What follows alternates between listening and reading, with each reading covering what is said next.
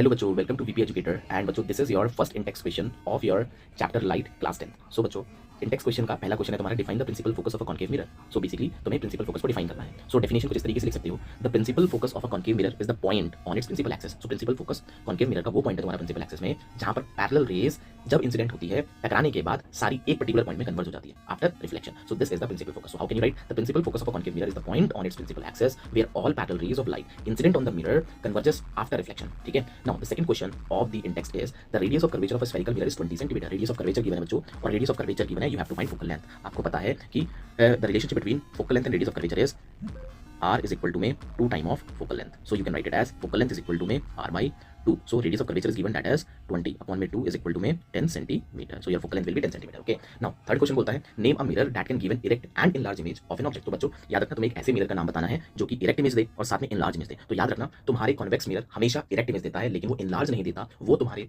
Background के objects को बहुत छोटा छोटा करके दिखाता है, तो इनलार्ज नहीं देता। तो इनलार्ज वाला केस है तुम्हारे कॉन्केव का सिक्स्थ केस, जब तुम अपने ऑब्जेक्ट को फोकस और पोल के बीच में रखते हो और तुम्हारे पास वर्चुअल और इरेक्ट इमेज बनती है बिहाइंड द मिरर जो कि इनलार्ज होती है। तो याद रखना a concave mirror can produce an erect and enlarge image of an object when the object is placed between pole and focus of the mirror. तो याद रखना आंसर क्या है, कॉन्केव मिरर, जब कॉन्केव मिरर में तुम अपने ऑब्जेक्ट को रखोगे फोकस और पोल के बीच में। फोर्थ क्या बोलता है, why do we prefer convex mirror as a rear view mirror in the vehicles. Vehicles में रियर व्यू मिरर्स की फॉर्म में क्यों यूज करते हैं, because it provide a wider field of view. Convex mirror तुम्हारा जो है wider field of view cover करता है। सो वो तुम्हारे ड्राइवर को पीछे का लार्ज सर्फेस एरिया कवर करवा के छोटा छोटा करके तुम्हारे मिरर में दिखा देता है। It always form erect and diminished image, क्योंकि तुम्हारा कॉन्वेक्स मिरर इरेक्ट इमेज बनाता है, स्ट्रेट इमेज बनाता है और डिमिनिश्ड इमेज बनाता है। डिमिनिश्ड मतलब छोटी छोटी इमेज बनाता है और इरेक्ट इमेज बनाता है, इसलिए हम किसको यूज करते हैं, कॉन्वेक्स मिरर को यूज करते हैं। It allows the driver to see more area behind the vehicle enhancing safety. So वो तुम्हारे ड्राइवर को एनहांस करता है कि वो लार्ज सर्फेस एरिया को कवर कर सकता है जिसकी वजह से सेफ्टी और भी ज्यादा एनहांस हो जाती है। So the final answer is convex mirror gives a wider view and help to prevent accident. ठीक है, तो वाइडर व्यू देता है जिसकी वजह से एक्सीडेंट्स प्रिवेंट हो सकते हैं। नाउ वाइडर व्यू है, इरेक्ट इमेज बनाता है और डिमिनिश्ड साइज होती है हमेशा इमेज की, तो लार्ज ऑब्जेक्ट तुम्हारे मिरर में दिखेंगे, लार्ज वाइड एरिया कवर होगा और इरेक्ट इमेज बनेगी, सीधी इमेज बनेगी। ठीक है, that's why we use convex mirror in the rear view mirror of the